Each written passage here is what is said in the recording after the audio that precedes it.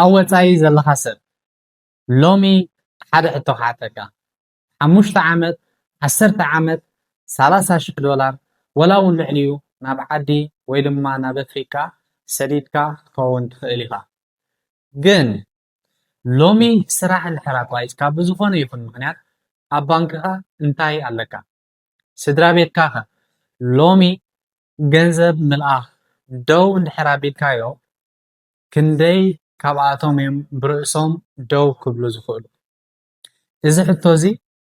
ኩላትካ ኣብ ደገ ትነብር ወይ ናብተን ምዕቡላት ሃገራት ትነብር ሰብ ክትምልሶ ዘለካ እዩ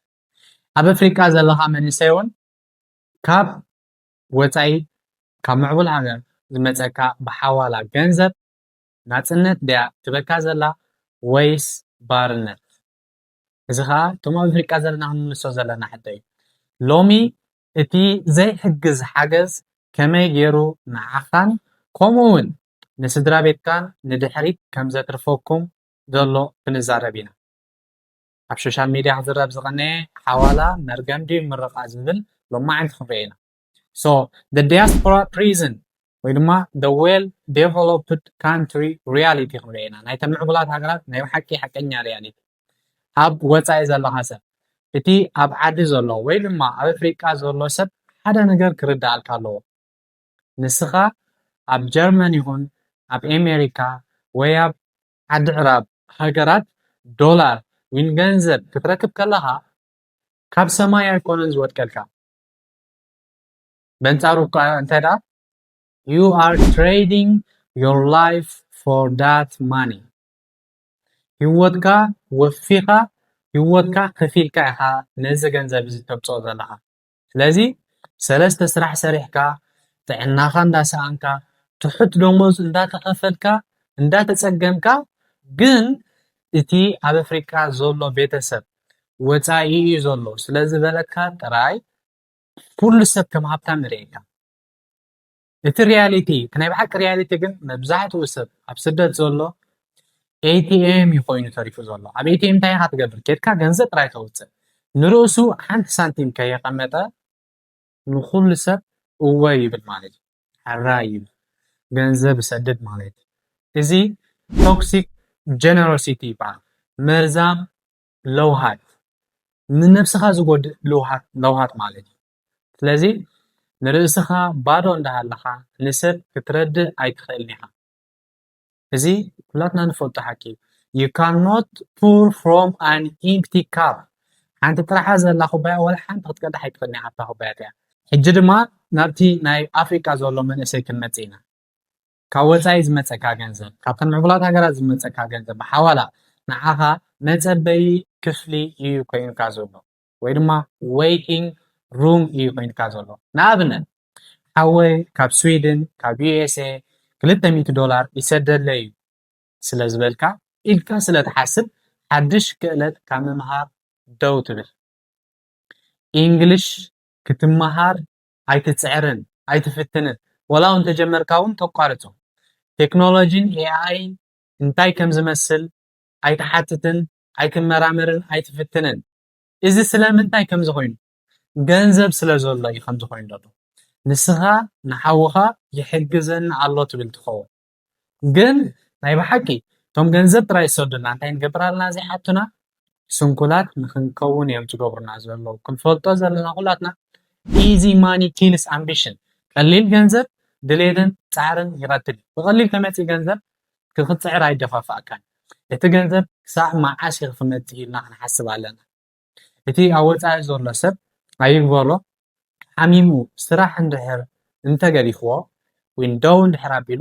ህይወትካ እንታይ ክኸውን እዩ ኢልካ ንነብስኻ ክትሓት ኣለካ ለዛ ዘለካ ህይወት ክሳብ እዚኣ ጥራይ ክትቅፅል ትኽእል ማለት እዩ and ቀፂልና ንሪኦ the systematic curse where the money goes እዚ ገንዘብ እዚ ናበይ ዝጠፍእ ዘሎ እዚ ገንዘብ እዚ ናበይ ዝኸይድ ዘሎ እንድሕር ኢልና ነቲ real life pattern ክንሪኦ ንኽእል ኢና ተደጋጋሚ ስለ ዝኾነ ኣብ ኣፍሪካ ብስደት ብሓዋላ ዝመፅእ ገንዘብ መብዛሕትኡ ናበይ ዝጠፍእ ናብ መግቢ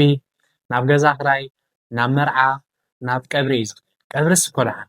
መርዓ ግን ትዝበዝሐ ገንዘብ ዝውድእ እዩ ኸማ ስለዚ እዚ consumable wealth ይበሃል ስለዚ ሰሙን ምስ ሓለፈ እቲ ጉዳይ ምስ ሓለፈ ገንዘብ ተወዲዩ ሰብ ከዓ ከም ብሓድሽ ገንዘብ ክስደዶ ይፅበ ማለት እዩ ካብዚ ንላዕሊ ግን the house that never ends እቲ ዘይውዳእ ገዛ ኣሎ ን10 ዓመት ኣብ ዓዲ ገዛ ክትሰርሕ እንታይ ትገብር ገንዘብ ትሰድድ ግን መዓስ ከም ዝውዳእ እዚ ገዛ እዚ ዝኾነ ኣፍልጦ የብልካ ስለምንታይ ምክንያቱ እዚ ሲስተም እዚ እንታይ ዝኸውን ዘሎ ናይ ምትሕግጋዝ ዘይኮነስ ናይ ምርዳእ ናይ ረድኤት ጥራይ እዩ ዝኸውን ዘሎ ስለዚ እንታይ ክንገብር ኣለና we need to shift from charity to opportunity ካብ ናይ ረድኤት ካብ ናይ ምርዳእ ናብ ዕድል ምፍጣር ክንቀይሮ ኣለና ብገንዘብ ምስዳድና ዘይተረፈና ሓዋላ ምስዳድና ዘይተረፈና ካብ ረድኤት ጥራይ ዝኸውን ናብ ናይ ዕድል መፍጠሪ ክንቀይሮ ኣለና ስለዚ ሰለስተ ምርጫታት ሰለስተ ኣማራፂታት ክንርኢ ኢና እንታይ ንግበር ነዚ ነገር እዚ ንክንቀይሮ ሰለስተ ኣገደስቲ ነጥብታት ኣለዋና ሰለስተ መንገዲ ናምበር 1 ስኪል ሬሚታንስ ሓዋላ ብሓወሉ ገንዘብ ጥራይ ካብ ምስዳድ ክእለት ክትሰድድ ኣለካ ኣብ ወፃኢ ኣለካ ንሓውካ $100 ኣብ ክንዲ ስኢልካ ትሰደሉ ናይ ቋንቋ እንግሊሽ መመዝገቢ መምሃሪ ኢልካ ትሰደሉ ማለት እዩ ወይ ድማ ሓደ ፕሮግራም ክመሃር ከም ዘለዎ ትነግሮ ወይ ኮምፒተር ትገዝኣሉ ወይ ድማ ናይ ኢንተርኔት ኮኔክሽን ክረክብ ትሓግዞ ሓገዝ ማለት ንሰብ ኣብ ገዛ ርእሱ ደው ከም ዝብል ምግባር እዩ እዚ እቲ ናይ ብሓቂ ሓገዝ ዝበሃል ካልኣይ ነጥቢ ዲጂታል ኢንዲፐንደንስ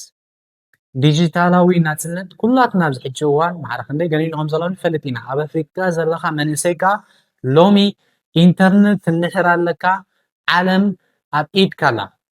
use AI tools ተጠቀመሎም learn content creation ከመይ ጌርካ ቪድዮ ጌርካ ገንዘብ ተእቱ ተመሃር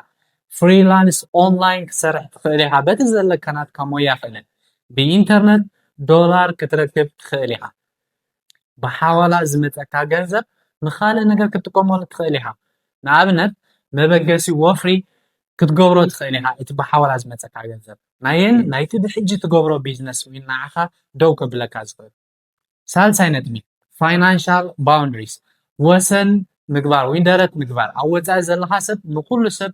እወ ምባል ደው ኣብል ሓራይ ምባል ደው ኣብል save 20% of your salary 20% ናይ ደሞዝካ ሴቭ ክበሮ ንርእስኻ እንተዘይሃኒፅካ ንስድራኻ ንነዊሕ ግዜ ክትሕግዞም ኣይትኽእልን ኢኻ ዶሞር ግዜ ዝኸደ ዶሞር ስድራኻ ካባኻ ሓገዝ ይደልዩ ዶሞር ንስኻ እንዳደኸምካ ትኸደሉ ግዜ እዩ ስለዚ ነብስኻ ተዘይሓጊዝካ ንስድራኻ ክትሕግዝ ኣይትኽእልን ኢኻ ስለዚ ሕድገት ምግባር ክቡር ነገር እዩ ስድራ ቤትካ ምሕጋዝ በረኸት እዩ ኩሉ ሰብ ዝፈትዎ ነገር እዩ ግን ናይ ሓቂ በረኸት ኣይናይ ድሕሪትና ዓሚቕና ሓሲብናሉ ስድራ ቤትካ ካብ ምፅባይ ወፂኦም ክሰርሑን ክዓብዩን ክቕየሩን ክትሪኦም ከለካ እዩ እቲ ናይ ብሓቂ በረኸት ስለዚ ወዲ 22 ዓመት ኩን ወዲ 42 ዓመት ኩን እቲ ናይ ትማሊ መንገዲ ሕጂ ኣይሰርሕን እዩ ነገራት ተቀያይሩ እዩ ዓለም ተቀይረ እያ ኢንፎርሜሽን ጥራይ ኮይና ስለዚ ዓለም ተቀየር ክሳብ ዘላ ንስና እውን ክንቅየር ኣለና ቴክኖሎጂን ቋንቋ እንግሊሽን ሰርቫይቫል ቱልስ እዮም ቀንዲ ንክንነብር ዘድልዩና እዮም ንሳቶም እንተሃልዩሙኻ ካብ ሰብ ገንዘብ ኣይትፅበን ኢኻ ስለዚ እቶም ገንዘብ ንሰድድ don't just be an ATM be a mentor እቶም ገንዘብ ንሰድድ ሰደድቲ ጥራይ ዘይኮንና ከም ATM እንታይ ደኣ ክንከውን ኣለና ሕጊ ነትሕዝ መሃርቲ and direction ኣትሓዝቲ ክንከውን ኣለና እቶም ገንዘብ ንቕበልካ ተቐበልቲ ጥራይ ዘይኮንና እንታይ ክንከውን ኣለና ሃነፅቲ ክንከውን ኣለና ገለ ጠቃሚ ነገር ነብስና ደው ከብል ዝኽእል ነገር ክንሓንፅ ኣለና ስለዚ እቶም ገንዘብ ትሰዱ ብሓዋላ ገንዘብ ምስዳድ በረኸት ዲ ኮይኑኩም ዘሎ ወላስ ሸኽሚ ወይ ሸኽሚ ኮይኑኩም ዘሎ እቶም ሓዋላ ንቕበል ዘለና ምርቓ ድዩ ሓዋላ ንዓና ወላስ መርገም ኣብ ኮመንት ናትኩም ሪኢ ተግረፉለይ and next time ኣብ next video ከመይ ጌርና ብኦንላይን ገንዘብ ነእቱ ዝብል ቪድዮ ሒዘልኩም ክመፅእ ክሳብ ሽዑ ሰላም የራኽበና ላይክ ሼር ሰብስክራይብ ምግባር ኣይትረስዑ የቀኒየለይ